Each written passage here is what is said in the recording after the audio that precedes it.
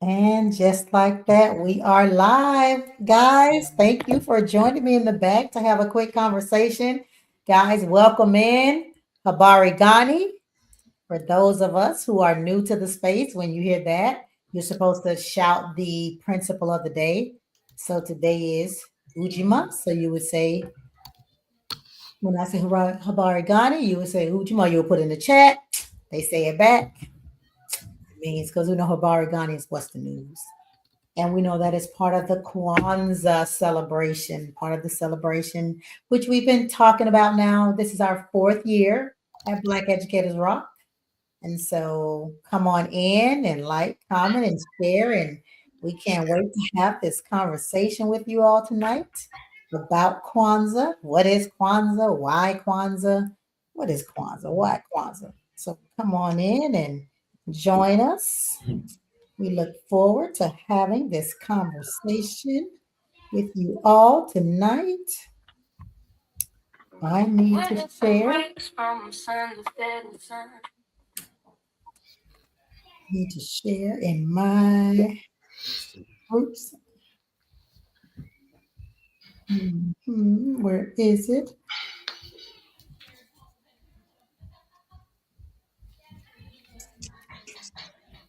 Let's see. You going from your page, Doc? Yep, my Black Educated Rock page. Okay. I'm going to share it to my page from there. If that makes sense. I'm sharing it to my page and to the group. You can share it from the page. The page is public. Mm-hmm. Yep, it's here.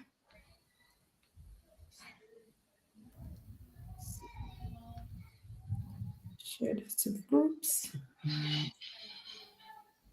Yes.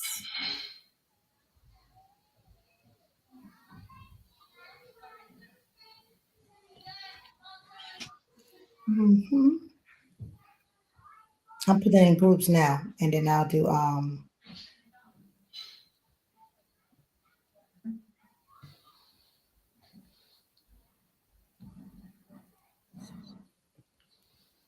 yeah, sharing. Now I need to share it to my own page. Hello again, everybody. Happy Kwanzaa. Habari Ghani. Let's say UJIMA.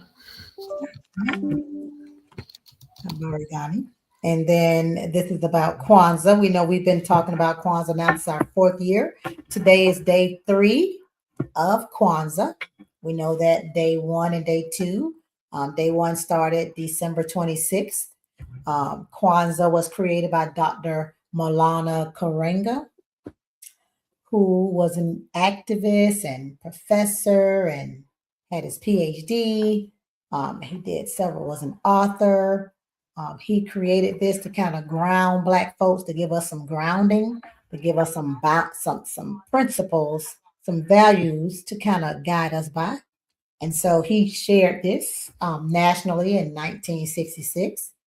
And it is not religious, it is a cultural or secular celebration. It starts the day after Christmas and it runs for 7 days. The celebration, right? You have the Kanara with that, the lighting of the candles, that black candle in the middle, unity with the green and red on the other sides, representing the other principles, and with the fruit and the display around it with the corn and etc. That's the expression of the holiday per se part of it. But Kwanzaa is so much more than just that celebration, those 7 days.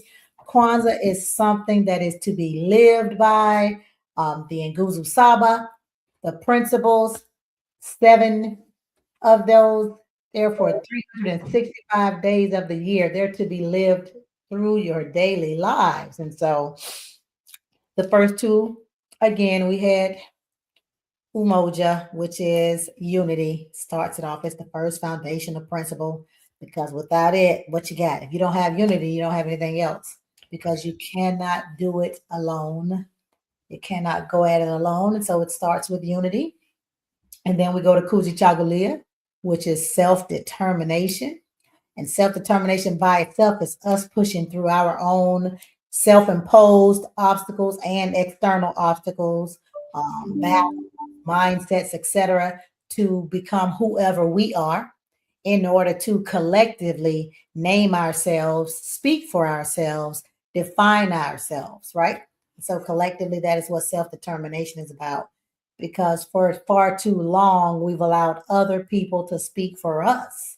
And that should just not be. And so that was principle two. And we had some phenomenal guests for principle two. Principle one, we did a face to face here in Jacksonville. We collaborated with the Melanin Market, the Melanin Collaborative Group, and we put on an in-person Kwanzaa event. And myself and Dr. Sheikah Houston and Dr. Tammy Taylor spoke. I brought them in. We brought them in from South Carolina. Dawn Curling did from the Melanin Market. She had them come in and they spoke, and we talked about Kwanzaa. And then we had three guests on virtually last night for self-determination. You guys met Jamal. Some of y'all met Jamal. You met Jamal. He's 29 years old. Jamal went blind at 17. Jamal goes across the country, going to conferences, presenting, attending. He's working on his doctorate. He plays golf. Jamal is the epitome of self-determination. We also talked to Tramika, who is from the Bahamas and the States. She's a Bahamian American. And she talked about leaving a 23-year marriage, leaving, making six figures, and coming to the States and starting over from somewhere she had been for 34 years, 23-year marriage, and coming here with nothing, and just her and her sons. And she talked about her self-determination to, manifest who and what she is and bring her family back to their rightful positioning. And we had Mr. Oliver Ross, who is my homeboy, grew up with me in Daytona Beach. We grew up together. And he talked about, just, not going the route of college, but going to the military and then coming home and getting a trade. He became a barber, subsequently went in to become his own restaurant owner. And he has franchises, for his restaurants. And so he also owns a few properties. And so he talked about those things, just persevering. And so self-determination. And so tonight, we're talking to three powerhouses as well. And we're having a conversation about collective work and responsibility. But before we have this conversation, I would be remiss if I did not introduce myself or remind some people I am Dr. Melissa Chester, co-founder and CEO of Black Educators Rock. We're so much more than the Facebook group. We are a national nonprofit. We host annual professional development conferences every summer. 2026 will be our 10th conference. We started in Orlando, Florida, so we're taking it back there for the 10th. It is July 17th through the 20th, and more information to come about that. And so again, tonight, guys, we are talking collective work and responsibility, right? UJIMA. So we're talking about UJIMA. How do you say it, Tracy? UJIMA or UJIMA? UJIMA. UJIMA, right? So we're doing that one tonight. Collective work and responsibility. Listen, we got somebody from Halifax, Nova Scotia, Canada, y'all. We international. And Kelsey ought to know what that means. We're not just in America. We over in Canada too. We international. It's our international sister. And then we have our cousin Mark, y'all, true ally about this work. He and I have done some work together for some years now. I call him Clutch in one of our other spaces that we hang out in, Off School Grounds Coalition, better known as OSG. Mark, we call him affectionately Cousin Mark, but I call him Clutch because Mark comes through, guys. He got the links coming for you. He's sending you he's the plug, right? He makes it happen in the chat for us. And so Cousin Mark he's from Utah, but he's in Idaho. Right? That's right. Coming all the way over here to Dr. Joe Griffin over here in the corner, old smooth Dr. Joe Griffin over here, who's down in Mississippi. And y'all know I'm over in Florida. I'm in Jacksonville, Florida. And so, we're across the little country in this little group here.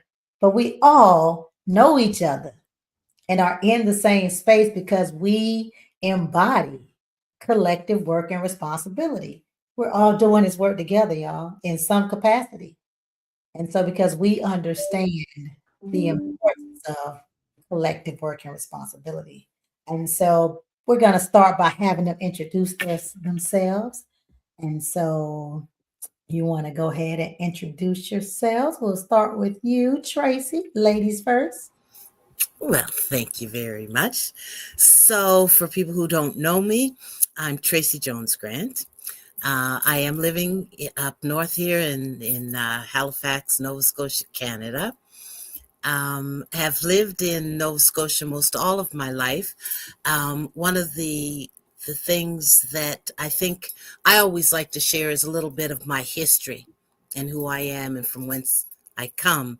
I am the child of two very well-known African Canadian civil rights leaders, Rocky Jones and Joan Jones. My father was often referred to as the Stokely Carmichael of the North. So a lot of what makes me who I am and the work that I do is through the upbringing that I've had, and watching their experiences. And again, what was interesting is I was thinking about this. I was talking to one of my elders, my uncle, and I said, I can remember when I was 10 years old, which was many years ago, having our very first Kwanzaa celebration in our house. And my parents foolishly decided not to do Christmas at all and only had Kwanzaa for us kids. Needless to say, it didn't go over well.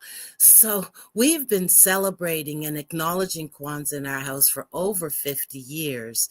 And my parents have always tried to instill the principles and the beliefs around Kwanzaa in the work that we do and how we do it. So currently I work for the Halifax Regional Municipality. I lead the Office of Diversity and Inclusion, African Nova Scotian Affairs. And my role is to work with a phenomenal team of people to try to help the municipality shift in how it works with and in diverse communities. So that's just a little bit about me. Thank you so much, Tracy. Let's go to you, Mark. Good evening. Thank you for this opportunity, Dr. Chester. It's not lost on me, the sacredness of being invited into this space. So thank you.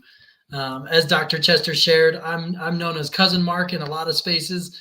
I'm also known as a dad, as a friend, as an advocate. One of my passions is looking out for those that are in need. I'm the 13th of 14 children. My mom became a widow when she was 45. My dad passed away. I was only 4. So we had high school through preschool still in the home. There were 11 of us. And one of the things that she instilled in me was this, and I didn't know it at the time, but UJIMA was a part of her soul because she was all about collective work and advocacy. She did a lot of work with foster care, with pregnant teens and young mothers. And in fact, my younger sister was adopted because she had been serving as a at the time transitional place for these young babies. And when she held my younger sister, she knew that was actually her baby. And I was still a baby at the time too. We're only 4 months apart, so we always joked that we were mismatched twins. But she instilled that in me at a young age to look for others, look for those that were in need. And we definitely lived the widow's mite, growing up in, at times, unbeknownst to me at the time, poverty, but really difficult circumstances and situations. But it was the community, it was the collective of family and community that helped me make it through and be where I am today. So as much as I try to pass that forward, I have to look backwards and say it was instilled in me much before I really understood like I do now. So again, thank you for this opportunity to be here. Thank you, Cousin Mark. Dr. Griffin. Thank you, Dr. Chester. Definitely appreciate the opportunity. I heard the people say, when Dr. Chester call, you just come. And I've had a chance to experience it today. I go into my inbox and I see the picture, the flyer. So I appreciate you, Doc. And I'm here, so I appreciate you for that first off. But I'm Joe Griffin, originally from Clarksdale, Mississippi. It's the home of the blues, one of the poorest, most impoverished regions in the nation. You can check any Google list right now. It's going to pop up top 3 guaranteed. and it's just that way. So coming up in that environment, seeing the racism, seeing the gang wars, the drugs, all these different things that impact your community, impact your environment, I knew that education was going to be the way for me. And I further saw it as an opportunity to be able to come back and help. So one of the first things I did after getting my degree, my initial degree, was to go back home and to serve my community, teach English and that kind of thing. So that led me into service. That led me into a career in education. About 24, I think this is going on 25 years right now, as an English teacher. Then I became an administrator, lead teacher, then assistant principal, then a principal, where I got an opportunity to turn around a number of schools throughout the state of Mississippi before relocating to California. Came out here and, basically continue that work. And since then, have gone into business for myself because I see the need. I see the ability that we have as a people. When we come together and we are put in different situations, we can overcome anything. And I believe that the impossible is possible. So through that lens, I try to work with schools, bridge the gap between leadership and literacy, because that's my background, being ELA, and then also being able to turn around a number of schools as principal. So that's why I come in and help schools get the scores up and build relationships. All right. So turnaround principle.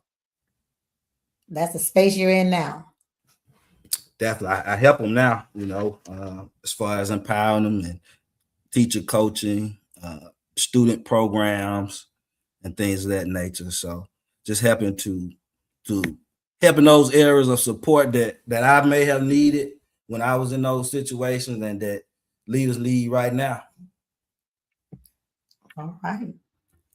So, all right. Well, thank you all for sharing a little bit about yourselves. Like Tracy said, she's there in Halifax, Nova Scotia. She's doing some phenomenal work with the municipality, the Halifax Regional Municipality. And we're going to unpack a little bit more of that a little later on in the conversation. We got cousin Mark, who says, he had a mom who instilled in him, the importance of, serving others, giving back, and always considering fellow man. And so he finds himself in a number of spaces as an ally. And I can say that he's one of those allies who doesn't just talk the talk. He does walk the walk. And so I've seen Mark in a lot of spaces and places. He actually works with one of my brothers, Principal Amin Ra. Guys may know him, the principal out in Compton, that former principal turned, ed tech influencer, investor, and he and Mark worked together in Amin Ra's and Principal Ra's company called Knowledge, which fights chronic absenteeism. And they're actually putting on their inaugural conference in LA, Martin Luther King weekend. And I'm proud to say that I'll be speaking at that conference, and quite a few others of the off-school grounds, which we both are a part of, OSG Coalition. Quite a few of us are speaking out there. I'm OSG South. Ra is OSG West, so he's Cali. And so, yeah, Mark is a part of that tribe, as well as he's a part of Knowledge, OSG, and Black Educators Rock. And so, Mark is someone who's in the spaces doing the work right alongside us. So thank you, Mark, for being an ally. And then Dr. Griffin, talked about, hey, he wanted to be a larger impact. He wanted to make sure that, he was turning around schools, and what better way to make a larger impact doing so by helping those that do it so that he can kind of multiply himself. And so everybody doing this work collectively. And as I stated, I host the Black Educators Rock Conference. I've also assisted other organizations in putting on their conferences. Black Male Educators Convening, BMEC, Sharif El Mekki, a brother of mine, big brother. I helped with their very first conference. OSG first and second conferences, the transformational leadership conferences. I help with those conferences. Oh, there are others. I'm forgetting some. I'm forgetting a couple though. There have been some others that we've helped with, but we help put on conferences with others, support them. And so, and always bringing organizations into us. We've had Black New York, Black Men Teach. We've had I think they're called Bold Leadership. They've come to the conference as an organization. So we do a lot of collective work and responsibility, right?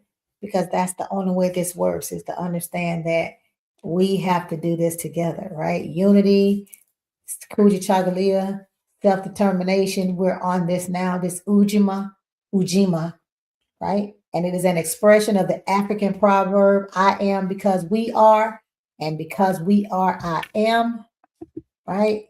It is to build and maintain our community together and make our community's problems our problems and solve them together. It emphasizes the importance of understanding that our communities can achieve goals that might be unattainable individually. And so we understand that we're better together.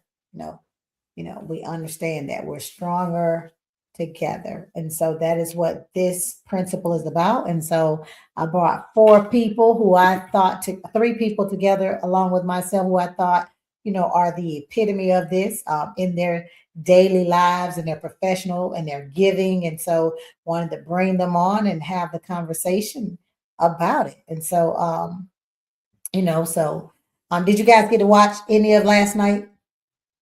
Yes. Yeah. So Absolutely. Start there. Let's start with you, Dr. Griffin. What did you think about last night? What was that? How did you feel about that? Well, I thought it was a good presentation. I thought that you guys really dove into self-determination. I prayed for Brother Ross when he talked about his incident at the store. I'm sure that was very traumatic, but he, as always, one of the things that we tend to do, we tend to be resilient and bounce back and keep going and find ways to keep it moving and keep moving forward in that respect. So that was one of the things that stood out, that particular clip in that conversation, because that could have been fatal. Right. And that part about that, like I told him, it bled into this talk that we're having, and even cooperative economics, because, he was hiring, we know some of our people that he knows from goods around the way. And that's the reason he got shot. But that did not stop him from still hiring the same people. Like he said last night, I give people who have criminal backgrounds an opportunity, people who have records, I give them an opportunity at my restaurant. And he's about helping them, create their own businesses if that's their goal, and, just bettering themselves. So, and then, he's like I said, he's my friend. He's a childhood friend. And so always I'm proud of him. And then he has his franchises, that he's had as many as 7, he's down to 3, but always open to do more franchises. What about you, Mark? What was it that you heard last night? I've been in rooms and in person and online with Jamal for over almost 2 years now, but just seeing it and hearing it, it touches me every time. Knowing what inspired him to go get his doctorate was just being around the Black excellence, as he shared, was just another testament of why these spaces matter and how we can lift others to heights that they didn't even dream themselves. And I know, Dr. Chester, you personally had some influence in that. I didn't realize that before. It didn't surprise me when I heard that, but that was inspiring as well, because I felt some of the same things. Even if my answer, my response to that isn't, oh, I'm going to go get a doctorate, I still feel that push of I've got to do more and be more. And Jamal is, to me, the epitome of self-determination and just picking himself up and saying, okay, what can I do about it? I'm gonna make a way. Right. And he talked about how his self-determination, again, is coupled with that. He said that collective work and responsibility, that unity. He said, us. How powerful was it, Cousin Mark, when I asked everyone the question, and I said, when do you feel like giving up? And he said, every day. Incredible. He said he feels like giving up every day. This young man went blind at 17. Before then, he thought he was going to be in the NFL. And then woke up blind, literally. and said that he gives up every day, but he keeps going. How powerful is that? I mean, if that's not something that you can draw upon on one of your darkest days when you praying to God and you asking God and you saying, God, give me strength, you got people in your village, in your circle who you can lean on some of their strength too. Sometimes it take more. You know, it take a little more to pull you out. I mean, I mean, I unpacked that last night. That him saying that.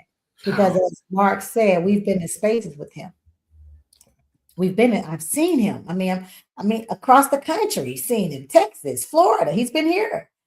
Texas. He's going to California. If I say come to Canada, he would come. If I say, hey, Jamal, come to Canada, he'll say, okay, Dr. Chester, let's go. He would do it. And this man is blind. He's a financial advisor and he's 29 and he's working on his doctorate. And he said he's working on it because some others and myself pushed him into doing it. And I talk to my little brother at least once a day. We either text and on the phone. And he has some more money. I invested some more money with him, right? Because I'm about this work. Like he said last night, don't y'all go stealing his quote. He said, you don't have to have sight to have vision. That's what he said. And he has vision. And there are things that he wants to accomplish. And so, yes, thank you, Cousin Mark, for bringing up our little brother, Jamal Reimer, who had us all in a chokehold last night. You know, Tracy, what was it for you, sis? So I think the young man was so inspirational. You know, he although he said every day, you know, he thinks about giving up, you could just hear in his voice, there's no giving up. There was no stopping. And I think his self-determination is what I so admired in listening to the conversation last night. I'm going to make a way for myself, and having sight is not a factor in it. And that I just sort of listened and thought, strong young man.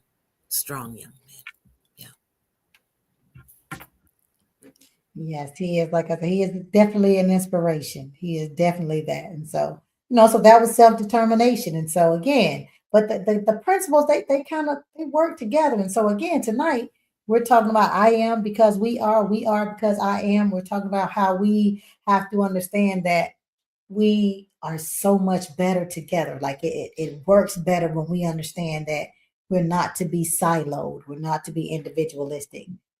We talked about that rugged individualism, and there's a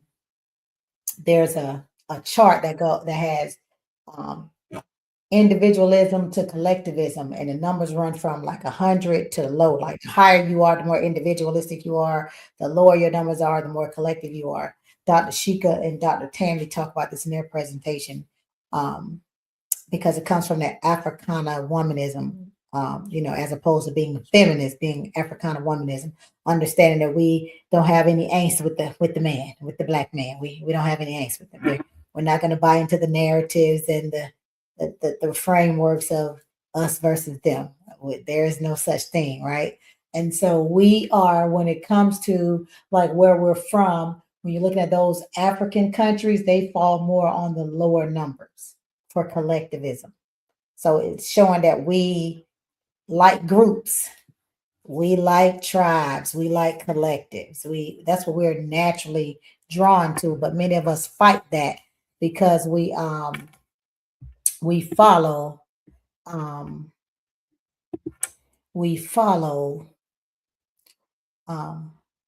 I lost my train of thought. I was deleting something. I lost my thought. My apologies. I'm sorry, y'all. I was deleting a comment in the chat. That's the thing when you're public. Anybody can be on your chat. So instead of addressing, I just deleted. What was I saying? Who was I talking about? Who was I talking about, Tracy? Because I was trying not to cuss just then. You saw it too. You were talking about tribes. Yes, we are community by nature. So Very much this is so. how we work best, right? And so we fight that, and that's why we don't have a lot of success. So collective work and responsibility is about that, us understanding that we have to learn to work together, to support one another, to and that's economically, that's financially, that's each other's enterprises, the family structure, just supporting your communities, learn how to support one another, right? And not just words, but actions as well. Because people get afraid when we do that, right? They do because they understand how quickly a shift can happen.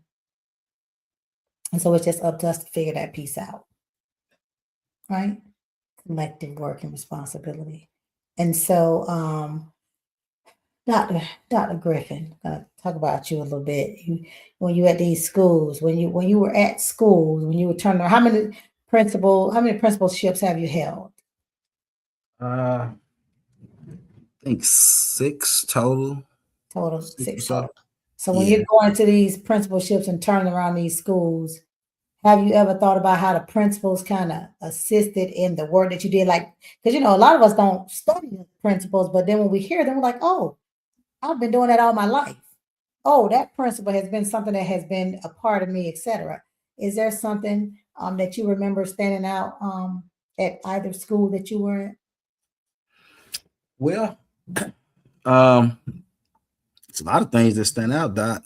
I mean, one of the things that I carry with me from all of them is teamwork, is collaboration, is what we're talking about tonight, collective responsibility. In a school, you got a collective responsibility to do what's best for those students, to do what's best for those teachers, to put them in an environment that they could be not only successful, but they can flourish, that they can meet the mark, but then also go beyond the mark if they so desire. That because you've given them the tools, you put them in the right situations where they can be successful. Like even you were just talking a minute ago about our need for communication, our need for being social, even in our different instructional practices that we push and that we use in our schools. When we are catering things to help us be better, to help the students individually be better, those gonna be some of your signature strategies that you know to use. Some of those different reading strategies, reciprocal teaching, where they actually learn how to have a conversation, but they also learn the critical skills that are needed to have those habits of proficient readers, and then they practice them and use them in these cooperative learning environments. That is them using the collective responsibility within their group to benefit their own individual comprehension and progress. So it's really deeper than we even think about sometimes on the surface level when we're talking about building teams, when we're talking about building a community, when we're talking about putting people together. So all of those things, because you got to do it at different places, and then you got different personalities, different people that operate in different ways. This system may have been accustomed to these rituals or these routines, and then this system, they don't have any rituals or routines, and you got to create them all. So it's just kind of that type of work, though. Again, it's so much power in the empowering of other people. All right. Thank you for that. Yes, ma'am. All right. So I appreciate that answer. Tracy. So here it is. You're in how long you been in the Halifax regional municipality? How long you been there? I've 10 years, but I had 20 years before that with the libraries and 2 years with the school board. Okay. Also, so it's been in government. Bless It's your been, heart. yeah. Right. And so I guess why that space? Why do you find yourself in that space? And what challenges, what's your biggest challenge in that space? So why that space? And then what's your biggest challenge in that space? So I came to work with the municipality. So all of my career, I've been doing work around diversity, equity, and inclusion. And I had retired and came back to work and retired again, and was offered this opportunity to create this brand new office of diversity and inclusion with the municipality. The work had originally had a foundation by somebody you would know, and I think they're online tonight. So Sylvia Paris, who now runs the DBDLI, so the Delmore Buddy Day Learning Institute, had started the work through an apology that the city had to make to the community of Africville. So for those who may not know the history up here, the city raised a whole Black community. First of all, they hadn't given them water, sewage, all types of things, decided it was prime land, raised it, moved the people out. So when the community fought for an apology, part of that apology was to create an African Nova Scotian Affairs Division within the city. So Sylvia started that work. And then I was hired to build around that existing work. So my passion has always been working with community, building community. And so I stand on many shoulders on this work. Charles Williams was another person who had been working with the city. So, but my parents had kind of set that foundation. They had from the very beginning fought for equality. They did things to me that no kid should have to put up with. You know, they move into an all-white neighborhood, so I have to go to an all-white school. Not too bad, but they make me wear an afro and pants when little girls are supposed to have straight hair and skirts. So my whole foundation has been based on impacting change. So when I came to the city, key pieces of work were how was the city working with and in particular, African Nova Scotian communities? Again, building on the work that had been started through the Africville Apology. How was the city working with our Indigenous communities? What were we truly doing around truth and reconciliation? And so that's just been my passion. And to do that, you can't do it alone. And that's the other thing that my parents very early instilled in us. The work that they were doing was done around a round table, and people were brought to the table. Decisions were made at the table. Conversations were had at the table. And so the work that I'm doing, I'm just one person as part of a phenomenal team that is really pushing and forcing municipal government to work differently, whether it's changing bylaws, whether it's acknowledging historical wrongs, whether it's looking at basic amenities.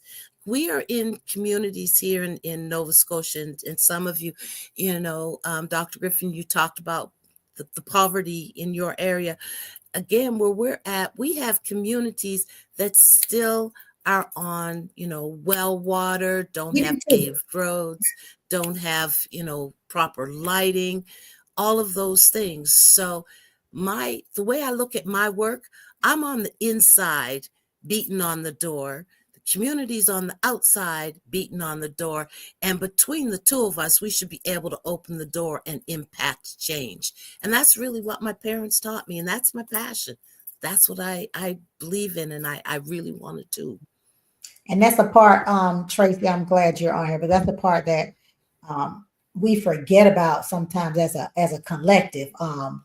People expect educators to know what's going on with legislature, and it's impossible. They're in the class teaching, right? That's and right. So we have to have that collectivism to where we know that we have a Tracy or whoever is in other places. We have those people, and they bring that information to us.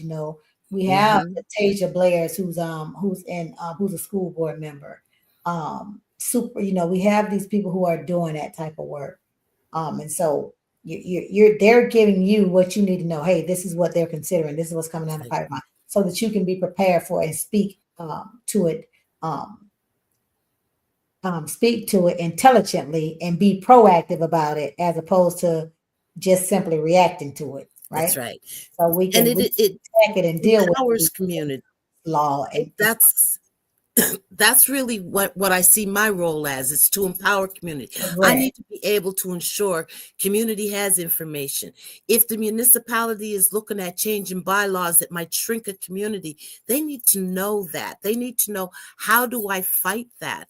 Because sometimes we just go at something and we're just met with resistance. Right.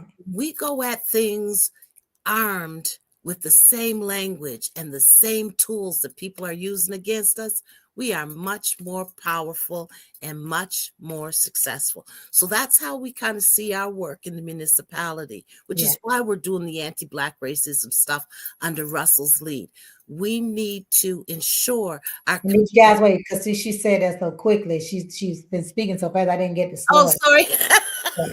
Right. So you heard what she was saying. She's fighting, like I said, from the inside, because you need people that fight from that side, because we all, a lot of us are too busy doing the work. And then the municipality has an anti-Black racism conference. They have, the municipality does.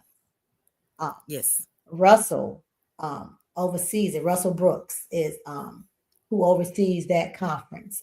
Yes.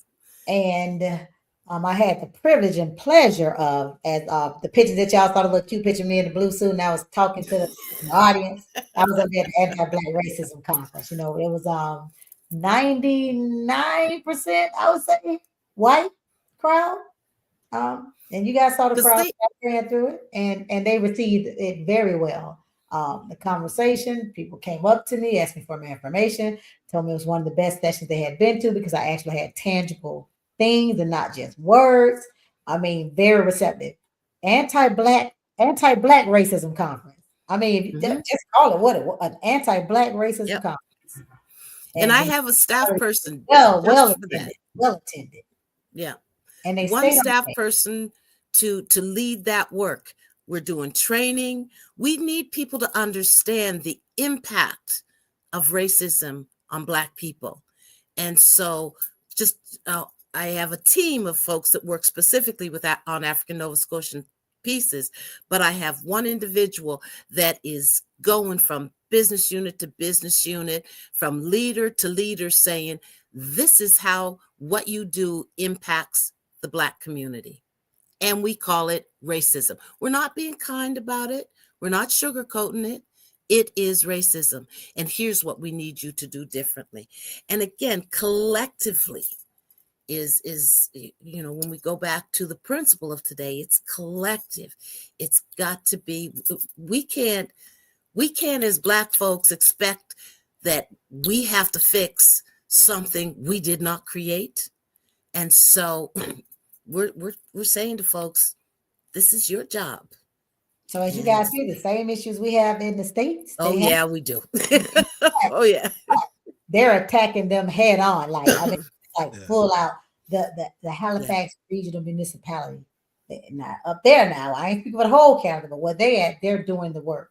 They're doing it intentionally, and it's collectivism at its best. And so, thank you for sharing that, Tracy. Mark, talk a little bit about. I guess let's talk a little bit about OSG. We'll talk about OSG, and then we'll talk about knowledge. Perfect. Absolutely. Was OSG Off School Grounds? Absolutely. OSG is a board member of Off School Grounds. That's correct. Yes. Thank you. I'm a strong solid member. I don't sit on the board, but I do co-host the weekly leadership call that we do with Dr. Dennis McKesey, who is the founder and CEO of Off School Grounds. And the mantra is, everything that's an impact in the family, the kid, happens off school grounds. And so, Mark, you want to talk a little bit about Off School Grounds and how you got involved and how your work, what you're doing with it, and then we'll move into knowledge and Ra. I love it.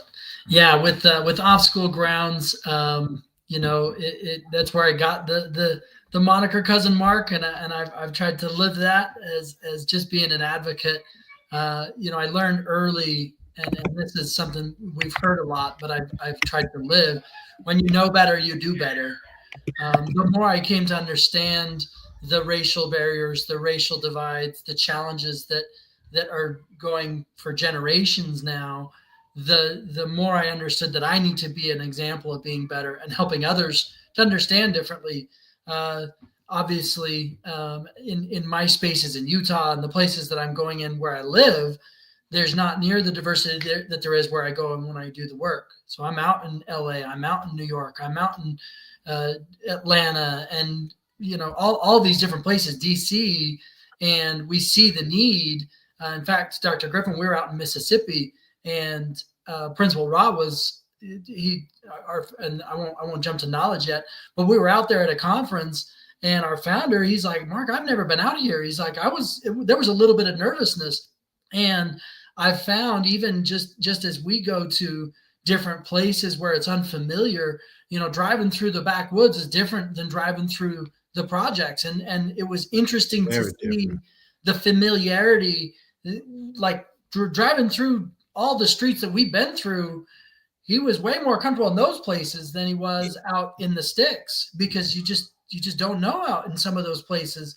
But we also felt the advocates, when you meet those advocates, they're advocates because they've gone through it. They've been through it. And I initially connected with OSG through Principal Akbar Cook. So Principal Cook has been on Ellen. I believe he's on Ellen 3 times. I think he holds that record as the only non-traditional famous person that was on Ellen that many times. Oprah came to his school because of the work and the advocacy he was doing. And the conversation started with him realizing I wasn't there to sell him anything, a program or this, that, or the other, but I was there to try to understand, what are your needs? What is your community going through? And when he saw that authenticity, it became, life-changing experience for me was seeing his laundry room and his store for his students, that the currency is their card that says, I'm a student here and I have a need. That's their currency. And they walk out with what they need. And then you go to the Dr. Farringtons and you go to these other places where they've got full grocery stores, it feels like, in the schools where the kids have needs. They give them what they need. And it's just one of those, it sounds so simple and at its heart it is, but it gets so complicated because of all the other barriers, all the other factors that go into it. But OSG has been just a true life-changing experience and something that is just part of who I am now, because of that collective impact and that work to build up leaders, to help those leaders. And Jamal is another example of someone. OSG exists to help the Jamals out there feel like you're not on an island. OSG is out there to help so that when people are in need, they know there's a safe space where they can come and talk leadership and financial literacy and the needs of the schools and the communities. But yeah, I think Dr. Chester, in terms of what it stands for, there's those 5 key pillars that it stands on, which is really just addressing every aspect of our communities in ways that only educators can do, with the help and the support of the community and those outside of education, as you shared, Dr. Chester. Yes. So that's off school grounds. And like I said, that's another, we do that every Thursday. I co-host that with Dr. McKesey on a Thursday afternoon, 4 p.m. Eastern. We get on and we talk leadership, and everybody's a leader, whether you're a leader of your home, of your school, of your job, of you're still a leader. And so get on and we unpack a lot of stuff. We talk about a lot of stuff on there. So we talk about leading while bleeding. You've been hurt, Dr. Griffin. You don't got took down. Some other people came for you and whatever they came for you, but you got to continue to lead, and you got to continue to lead effectively, right? What does that look like? We have a lot of conversations on OSG on the meetup, and so that meetup's open to all. So join us if you want. We'll make sure that we share that information in the chat, but it's the link with it. So it's a Zoom. We just get together and we have a good time. We have a DJ that opens us up, DJ Leaf, little brother Leaf, and he opens up at 3:30. 4 o'clock, we start the conversation. We're on 4 to 5:30, 5:45-ish, having the conversation. So yes, join us. And so that's, again, collective work and responsibility. People are so amazed that I speak so comfortably about OSG when I run my own nonprofit. But the thing is, I know that what's for BER is for BER. And I know that OSG and BER are not in, we're not in conflict. We're not in competition. We're in support, and we're both doing the same work, and we're in alignment. And so that led me to going to the NAPSE conference, the National Association of Black School Educators, which has been around for 53 years. You know, their incoming president, she invited me. She got installed. I was there, had a phenomenal time. I was her VIP guest. I got to speak to the general body, to the general audience. I think I shared that. I mean, so we out here collective work and responsibility. NAPSE has been around 53 years. I would be a fool not to support that organization in any way I can. And in turn, they're going to support me. And I think that's the thing that is missed a lot, ladies and gents. When it comes to collective work and responsibility, everybody runs in trying to figure out what they can get from the collective, not what they can bring. Hello, somebody. I'm just going to call it for what it is, right? Yeah. Now, that's not us on this call, and probably not the people in the chat either, because the people in the chat obviously have some level of consciousness that brought them to the space to want to have the conversation. But what happens is there are some of us who think that we attempt to work in collectivism, that we do try to do the collective work and responsibility. But what we do is we come in those spaces to withdraw, as opposed to coming to the spaces to make it better. You're supposed to always leave it better than you found it. I tell everyone, any space that I enter it to improve it. If I'm not going to improve it, and there's no need for me to enter it. And anything that I'm a part of, I guarantee you, they will tell you that Dr. Melissa Nolan Chester is a value, is an asset to the organization, because she's built it in some capacity or many capacities. And I understand that is what it takes. It takes collectivism that has no ego, that is not afraid that something is going to be missing if I highlight or I edify somebody else. I can go to Canada as Dr. Chester, and I don't have to mention Black Educators Rock, because my sister Jacqueline and my sister Leslie and my sister Tracy, they're going to mention it for me because they're members of Black Educators Rock also. So I can go there to Black Educators Association in Canada and not feel like I'm there competing. They come to my conference, I go to theirs. We go to other conferences together. We all are a part of NAPSE. That is the collectivism that is required in order to make sure that we all get what we need to keep doing this work that we are doing. Stop entering the collective to withdraw. Enter the collective to leave it better than you found it. And I promise you, you're going to receive so much more than what you put out. I promise you. Y'all agree with me, family? Definitely. 100%. Thank you. Got to give. You know, and that, you know, that happens like with my conference, like, you know, people for Black Educators Rock. The one thing I've always gotten fussed out about is that, no, you don't charge people. They just make all the money. Da, da, da. But I mean, my thing is, if you know I'm doing something for you, if you know I'm adding to you, I shouldn't have to tell you to add to me. I shouldn't have to tell you to show love to me. This one that I got on the thing right here, he coach. He think he my coach, y'all.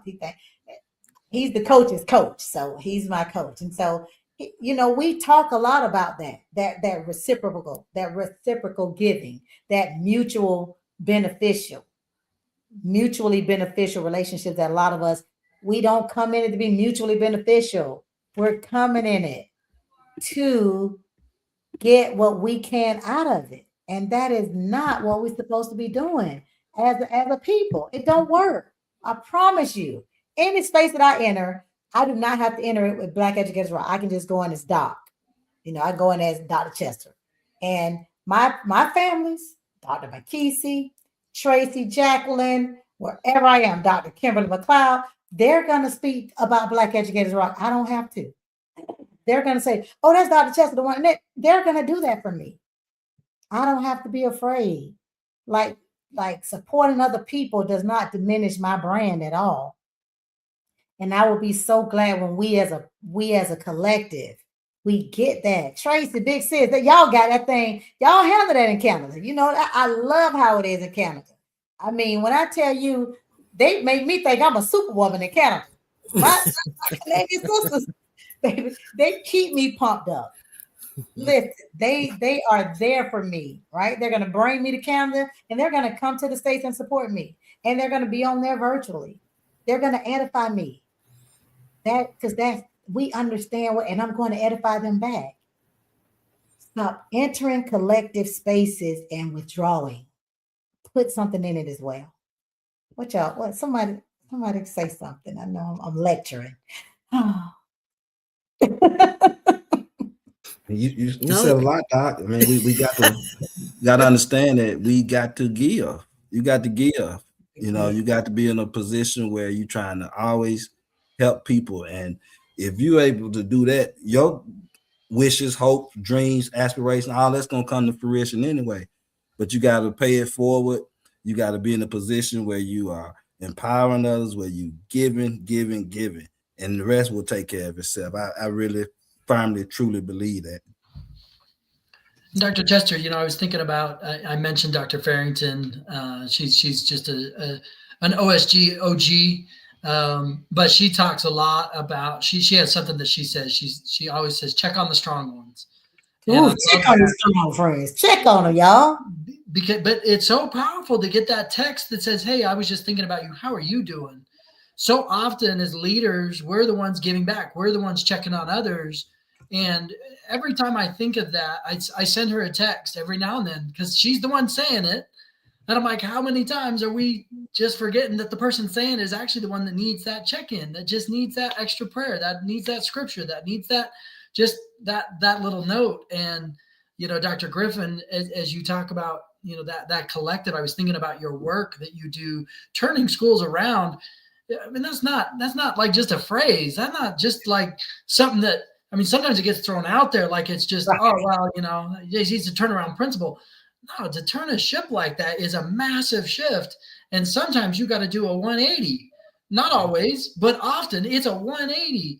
And I just think, you know, for you to get your staff on board, to get your kids on board, maybe most importantly, your families on board, because when you've got a reputation as a school, especially when we're dealing with some of the racial tensions that have existed, helping those families feel comfortable and safe is so important. And it's clear that, you know, for you doing this as many times as you have, that you've been able to right that ship the way it needs to go.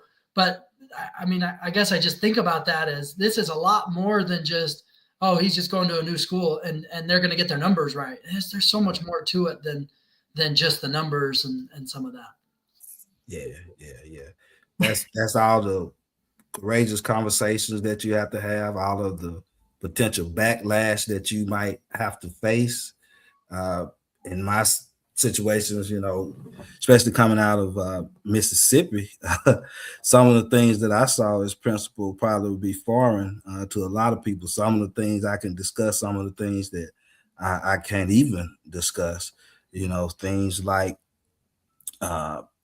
teachers teaching poems such as some advice for those who will end up in prison to a group of students, and then they've got 4 of their classmates on trial for a murder at the same time. You know, that's a powerful situation, or a situation where you go into the classroom and Barack Obama is dressed up in Hawaiian gear or in the different colorful things that they have, and he's painted with a Trump poster, and then they tell you it's been in the classroom for 5 years and you're not supposed to say anything as the principal. You know, that's not the type of leadership that I was able to provide.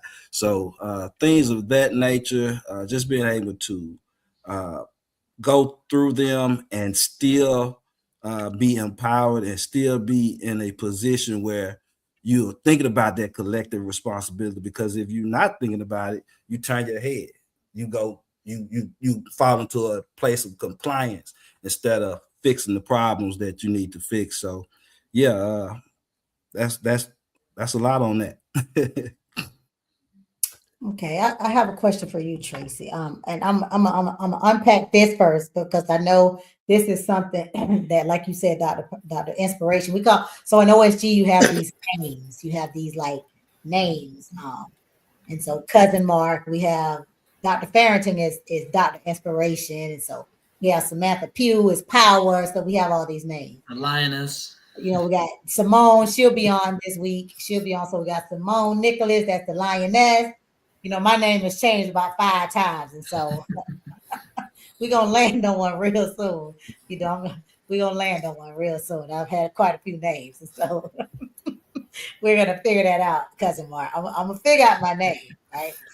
I'm gonna figure it out. I think it's Southern Belle. I think it's the OSG Southern Belle. That's what I think it is. I'm OSG South, but I've been given a ton of names, y'all. The one I liked, I was told I couldn't keep it. DJ Lays, if you guys know Lays, he used to be with MOP. So the lioness names everyone, but Lays took it upon himself to give me a name because he said my name was Full Clip because I'd be taking everybody out. I just be. He said, because when I go off, Tracy. So I like Full Clip.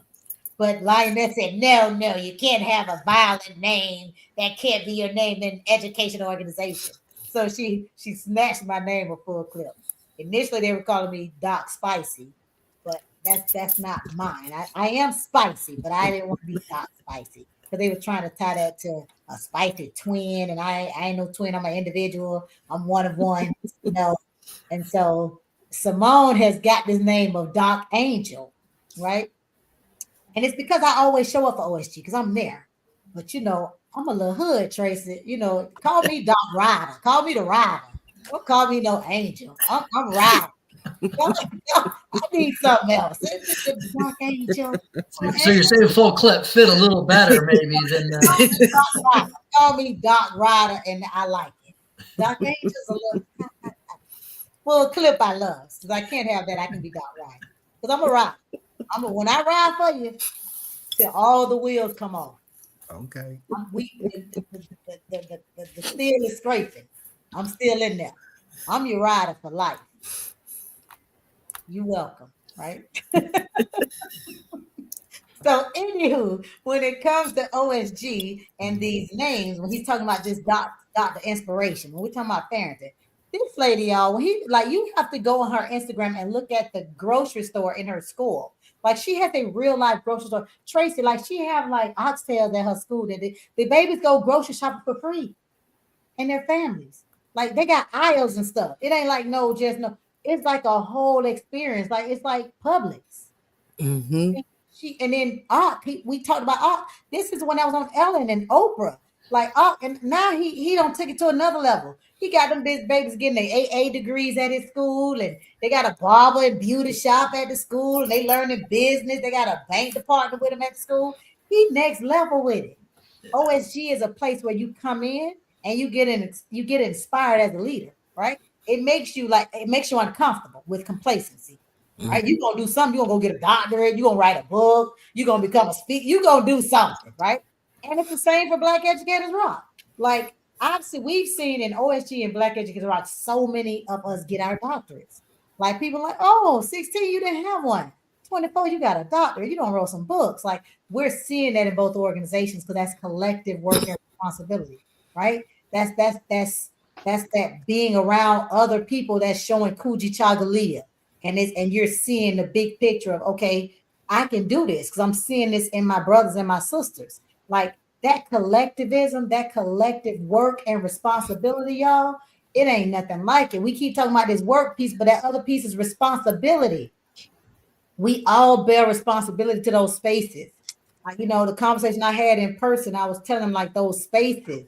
Pay attention to those spaces that you serve in, that you work in, that you move in and out of. Because you're contributing to that space in some form or fashion. Can you honestly say that you're doing so productively and positively? Ask yourself that, y'all, because these values should be something that we should be able to see in your daily walk. And if we don't, it is just a 7-day little put on. We're going to put on for the 7 days and then put them back in the closet. Collective work and responsibility. It's why, it'd be some people I want to give up on, Dr. Joe, and I don't. It'd be something I be want to give up on them. I can't stand them sometimes. Keep pushing them down. I'm just telling the truth, Cousin Mark. But I don't give up on them. I cuss them out. They'll tell you, Dr. Chess gonna cuss at you, but I'm gonna still help you. I'm gonna cuss out them dang, now what we doing? because I got to get it off of me, Dr. Joe. I got to, because I'm in this work for real, like not for play for real. Yeah. And I am so thankful that God has seen fit to help me. Like I tell people, I was talking about that last night, you start getting in alignment and you start speaking the right stuff, Tracy. Them ones that just pull on you and just pull from you, they're just the takers, because givers attract takers, right?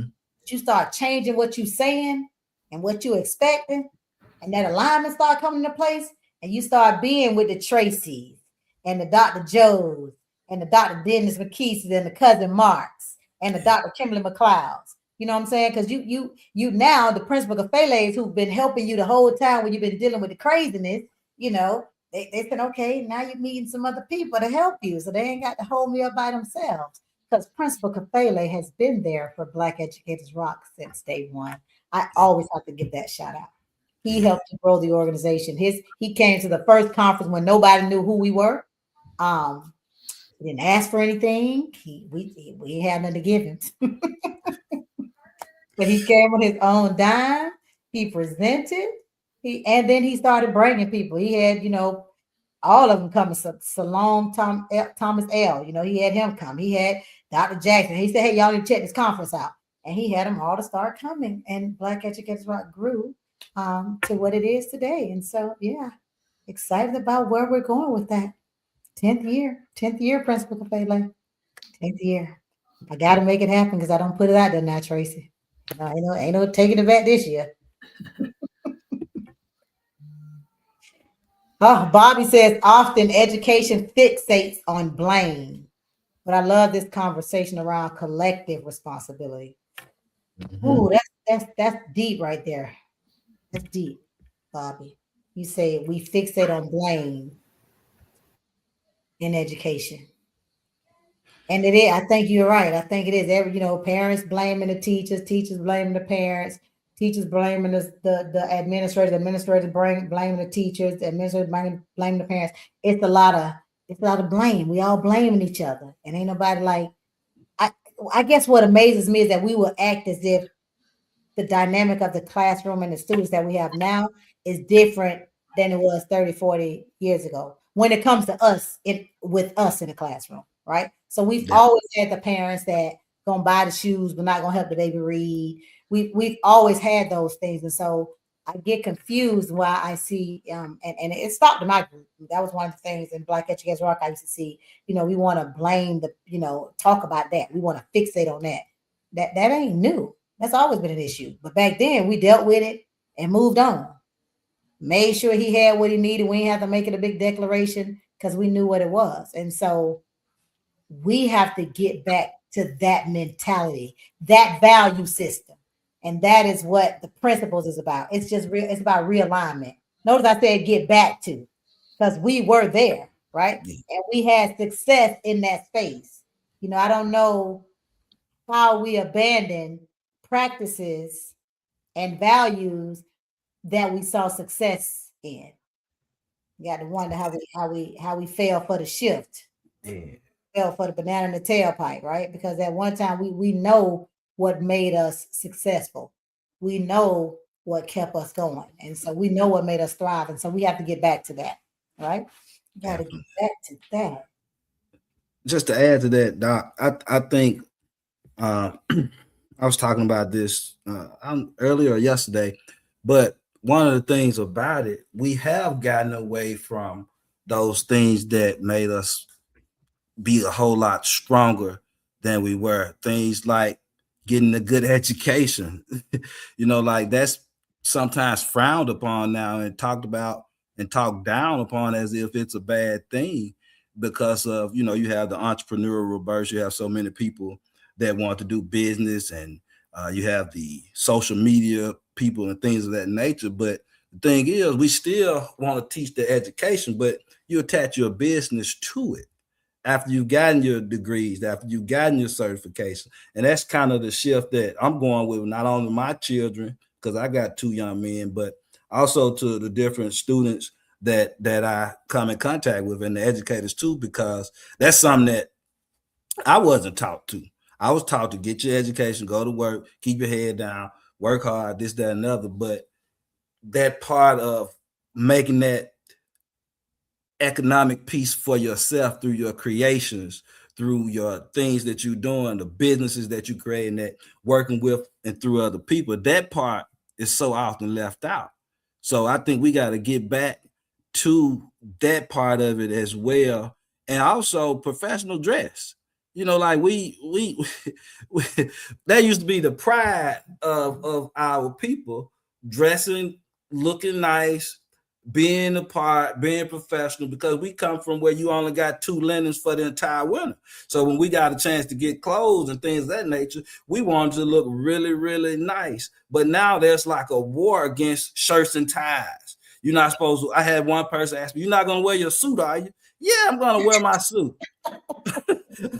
Because that's what I believe in, and it's not to it's only to lift ourselves up. This is what I'm gonna say. I'm gonna say, because 2 things. I'm gonna go back to the first one you talked about. The first one you talked about was the what was the first one? Not the suit, but you said The education piece. The education piece. So I think what happens is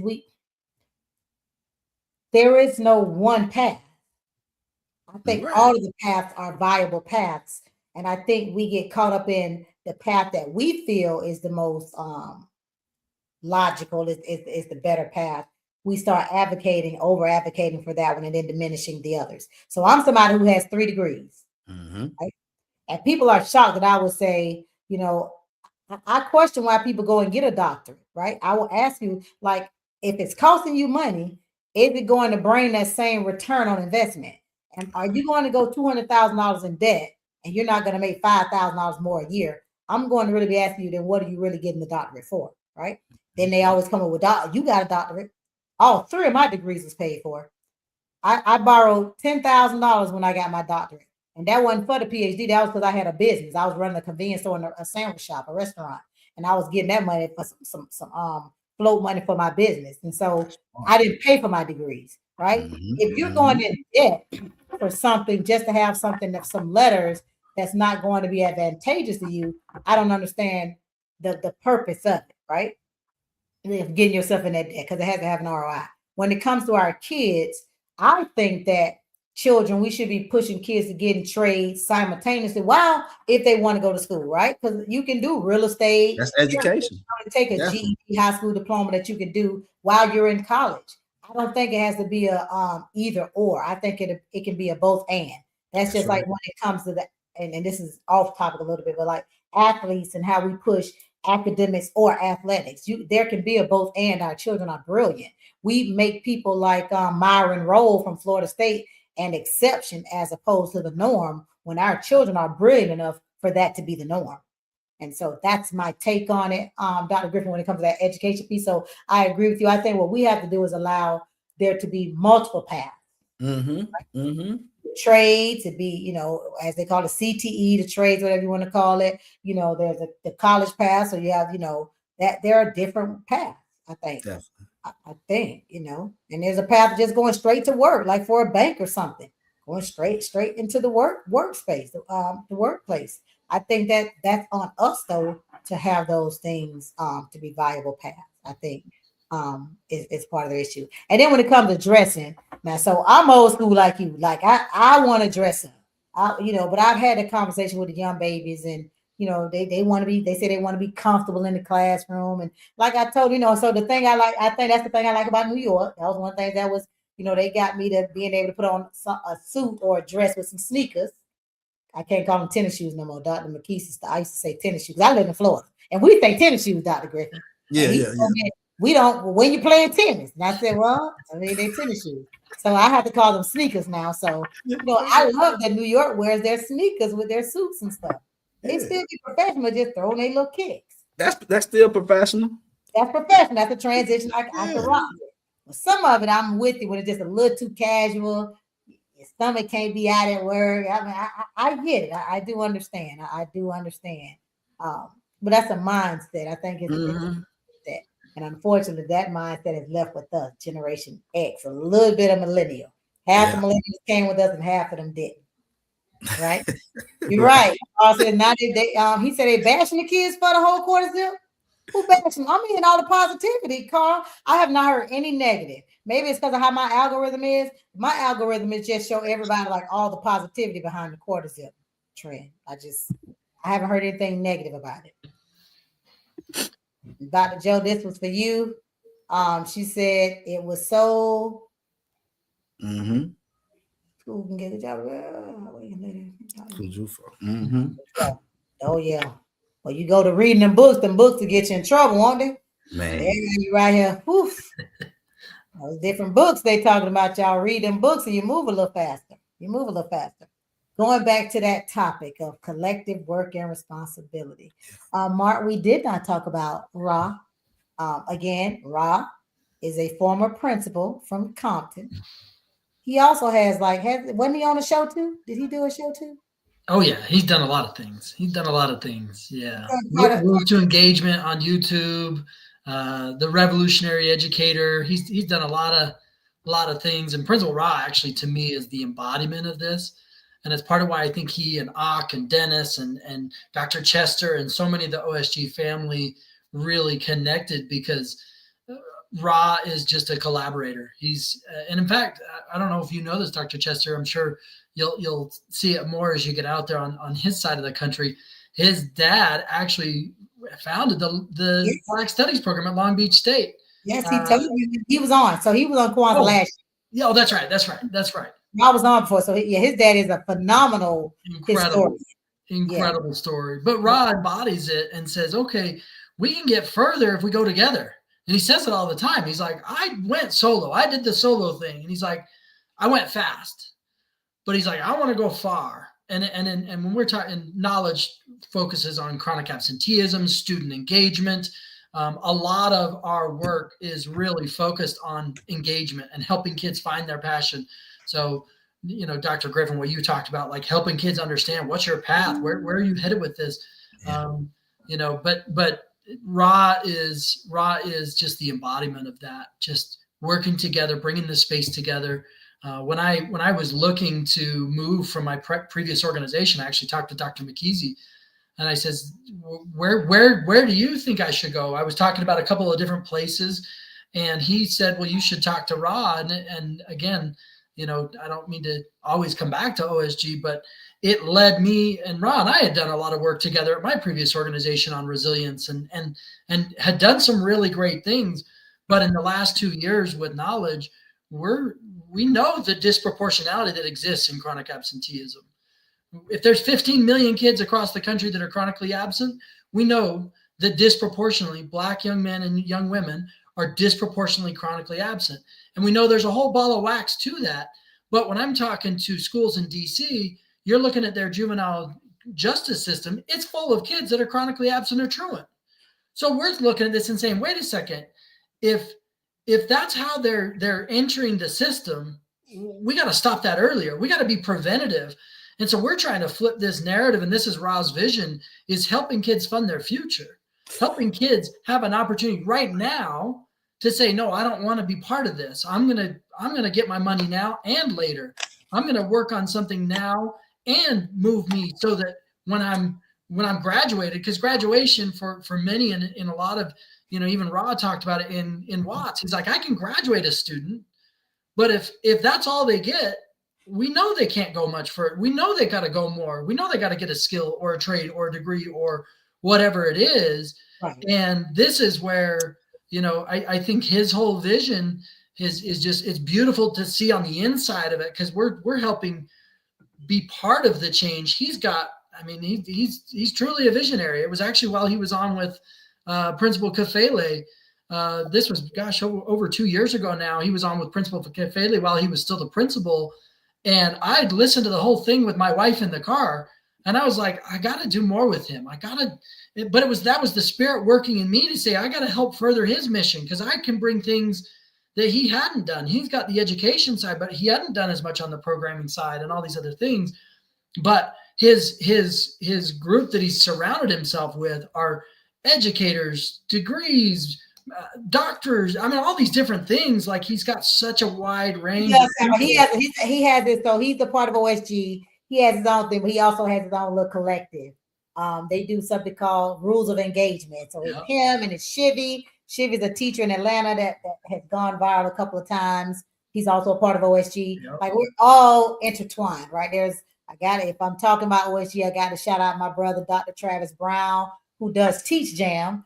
I've been wearing my little jackets because they're perfect for the weather here in Florida, and I've been getting a lot of compliments on my Teach Jam jacket. And so Travis does the Teach Jam, a part of OSG. And so many people in OSG like doing phenomenal things out speaking. There's can't forget my mama, Dr. Asia Johnson, who has the HBCU school up in New York, guys, the first HBCU school up there. And her babies, once they graduate, they go on to get I think it's a full ride to Delaware State.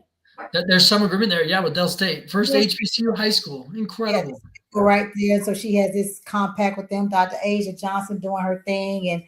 And we just have a ton of principals and superintendents and school board members and who are just doing their thing in education, right? So talk about Dr. Inspiration, her school. She has the school service and research, and she takes the overage kids. She getting the ones that don't nobody want. She's working with them to get their high school diplomas and get trades. She has a kitchen where they cook, etc. Just so much that people are doing. Dr. Cindy Van Patten is at an elementary school, part of OSG. She's an assistant principal. They have a whole aviation program in their elementary school program. They have a partnership with an airline. Incredible. They got cockpits and flying little stuff in the elementary school in New York. I say, I don't know how, but it's probably going to be Black Educators Rock, but some kind of way. Like we just need to pick model schools up there. NAFC does this demonstration schools thing.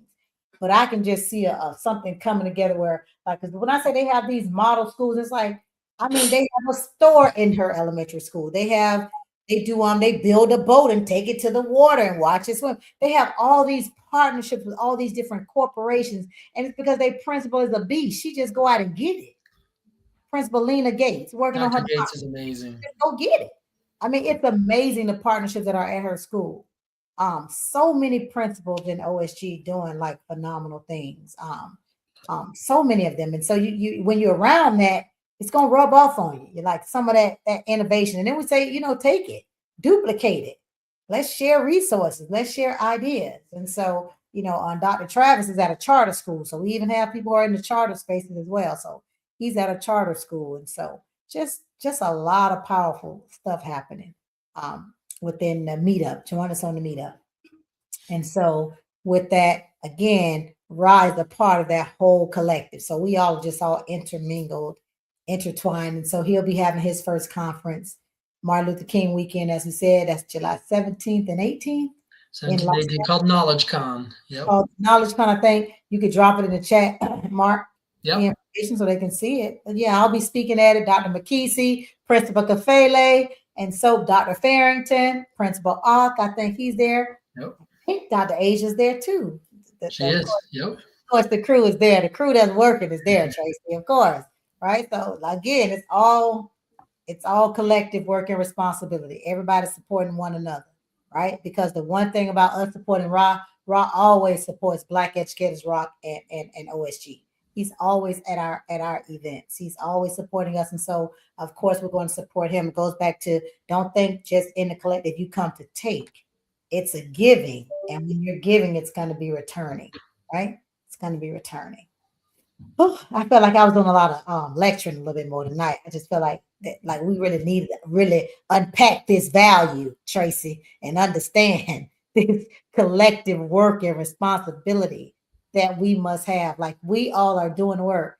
Tracy is the reason Jackie is the reason that I was an international speaker, because Jackie brought me last year. Tracy brought me and made sure I spoke to the international government. So not only have I done a conference, I've spoken to an international government. That was because of Tracy, right? That's that collective work, cooperative economics. That's that happening. Dr. Joe Griffin, he has a group where he has leaders across the country where we empower each other with affirmations and words, etc. He supports NAPSI. He's come to the Black Educators Rock Conference. I think he's even come to the OSG conference, right? I came to the Black BER. I haven't been to OSG. Got to get you to that one next. Yeah. So, you know, Okay. we all just, it's all intertwined because we're all one big collective. And that's all who are in alignment about we are the answer that we're looking for. And nobody's going to impact our children more than us. And so we understand the challenges that come along with that. And what we're going to do is provide resources or provide access to resources to help write some of the things that are impacting those babies learning in classrooms, right? That's the ultimate goal. And to also just help with the families in any way we can as well, right? Support families and communities in any way we can because all of us serve in multiple spaces, right?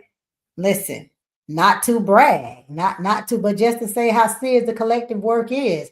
I serve on a national real estate organization. I serve on a state level. I'm the immediate past president of the local board of the local nonprofit. I'm in a sorority. I'm a Delta Sigma Theta Sorority Incorporated. I chartered a chapter here in Jacksonville. I sit on the United Negro College Fund leadership group here. I am the chair of public relations, I believe I am. I host the scholarship forum every year. I'm the chair of the annual scholarship forum. That's UNCF. I am a part of Women's Council of NAREB. That's a women's organization. I chartered the Women's Council chapter here in Jacksonville. I'm a past president of that. I serve in a number of other boards, right? I serve on a national board in DC. I serve on a ton of boards. I'm out here doing work. I'm in a sorority. I have my own nonprofit. I support other organizations. And I promise you, as much as I give, I do receive back. I will admit that sometimes I'm not open to receiving a little bit. And that's the thing that I'm working on is being more willing to receive back in. I'm kind of like, oh no, I want nothing. Because I don't like to depend on nobody, but that's a whole nother conversation for another day at another time. Right. And so we're doing this work, y'all. We want to see y'all doing it too. Give collective work and responsibility. Tracy, I want you to tell me. I want you to give these people some good last thoughts about collective work responsibility, the work you do, the work. How can we get more of us to the work? Just some motivation for us. Just to keep going. Well, a lot of what you're talking about is within the doors of education. And I think, Mark, you're also talking about that community. So when I'm thinking collective work and responsibility, and it's not, it's more than what we're seeing happening in the school. We also got to remember what's happening in the communities. But we also need to keep in mind what's happening to our communities, because many things happen beyond what we feel is our control. And you talked about, going back to the way things were.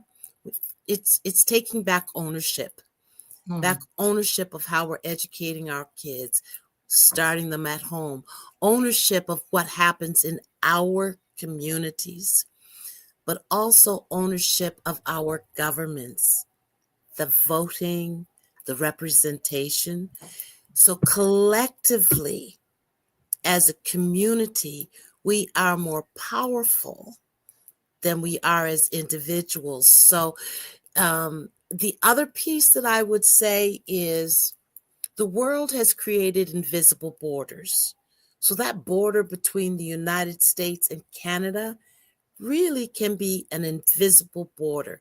My roots are coming up through the Black loyalists and the refugees, in particular, the refugees of the American War of 1812. So my roots come up here. My family sits in Rhode Island, right?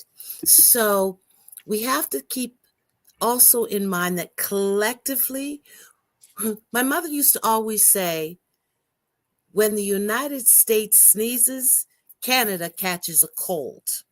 So collectively, we have to also think about what's happening with the children and our communities where you are is also happening here. And we do need to work together. Our issues may look slightly different, may present slightly different, but they're really common. It's really the root of the Black family, the Black community, and working together and working with our allies and brothers and sisters so that we can see our success through our determination and the way we define success. That's kind of what I would leave you with. I love that. Thank you. Mark? You know, I go back to, it was June of 2020. I was brand new. You still hear me? I was brand new to OSG. I just started coming to OSG for a couple of months, and there was a trailer parked in a parking lot, in a church parking lot, that started to kind of have a smell to it. We were a little bit nervous. Nobody knew whose it was. Nobody knew what was going on. So I went over just to see what was happening. And I remember calling the police saying, hey, this trailer's been here for over a week. We don't know what's going on.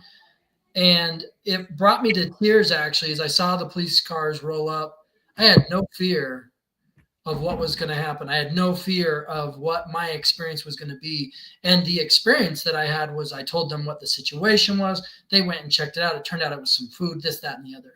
As they pulled away, it brought me to tears thinking about my experience, that it was so polar opposite to what so many in this country faced. It really awoke something in my soul deeper that I couldn't fully convey, but I still feel it, that I have a responsibility to advocate for our Black and brown kids that are being persecuted, our adults that are going through experiences like some of you shared, like Mr. Ross shared last night, like so many others have gone through because of some of these experiences. And I think that's where this collective responsibility, you know, when I think about this informed togetherness, I think it's just such a powerful phrase that is so crucial to everything that we're talking about. And so as somebody that's more informed and understands better, the more that I know now, I need to do more and be behind these efforts, like Dr. Chester, like OSG, like what you all do now. I promise you're going to find an advocate in me, because that's what we have to do together to change this narrative and change this future for our kids and our grandkids, so that they don't have to deal with the same things that you all had to deal with as growing up the way you have. Thank you, Cousin Mark. Dr. Griffin? Well, Dr. Amos Wilson, New York professor, Pan-African scholar, originally from Hattiesburg, Mississippi, he said that to conquer a people, destroy the love that they have for one another. And with that, I just want to say we have to get back to loving one another. The collective responsibility is in the supporting one another. It's in the educating one another. It's in us building one another up. It's in us constantly showing up. It's in us forgiving one another. It's in us being empathetic to one another. It's in us being able to constantly provide that extra support and sometimes that feedback that is critical, so that we can become better if there are areas that may need improvement or may need to be refined, or so to speak. So I just think that getting back to the love that we should be having for first off ourselves, so that we can then project it onto each other, is just really, really important. And if we do that, I think that we're doing our obligation. Yeah, listen, with that, the only thing I want to say, I put it in the chat also. I just want to say that there was a quote that I saw, and I snatched it because I wanted to make sure I shared it tonight. It said, alone I ad-libbed it some. It says, alone we merely survive. Together we build an empire. We build empires. So, just know, like when we're in these spaces, when you're by yourself, you're just surviving. But together we build empires. With that, guys, again, Habari Ghani, We Very hope you good. enjoyed tonight's principle. Tomorrow night is our fourth principle, and it is cooperative economics. And so we have some phenomenal guests coming on tomorrow night. And so we look forward to seeing you then. And thank y'all so much for tuning in. Good night, everybody. All right. Thank you, Doc. Appreciate you.